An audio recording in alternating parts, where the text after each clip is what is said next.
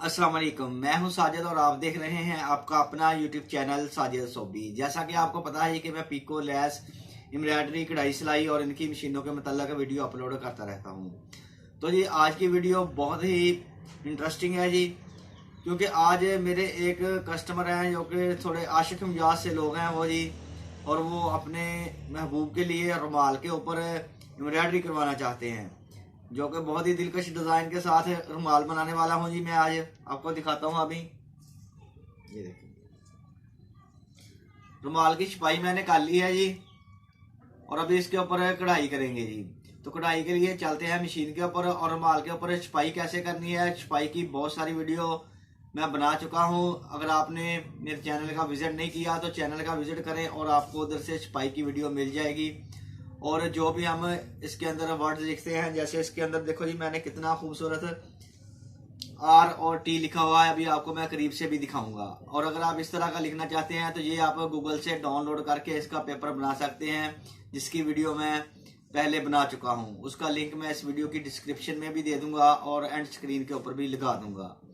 तो आप गूगल से इस तरह के वर्ड डाउनलोड करके उसका पेपर बना के एक खूबसूरत एम्ब्रॉयडरी कर सकते हो जी। और अभी चलते हैं मशीन के ऊपर और करते हैं इसके ऊपर काम शुरू, और देखते हैं ये कैसा प्यारा बना हुआ लगता है। तो ये काम शुरू करने से पहले जिन लोगों ने मेरे चैनल को किया हुआ है सब्सक्राइब, उनका बहुत बहुत शुक्रिया। और जो मेरे चैनल पे नए हैं, चैनल को जरूर सब्सक्राइब कर लें और बेल आइकन को प्रेस कर लें, ताकि इस तरह की आने वाली वीडियो का नोटिफिकेशन सबसे पहले आपको पहुंचे और आप उसको देख सकें। शुक्रिया।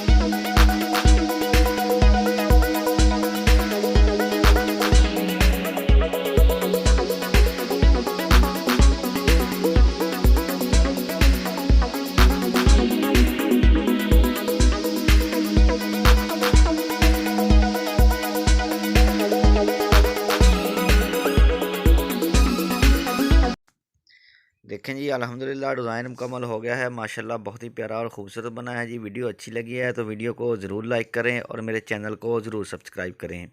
नेक्स्ट वीडियो के लिए मुझे दीजिए इजाज़त और अपना रखिए ख्याल। अल्लाह हाफिज़।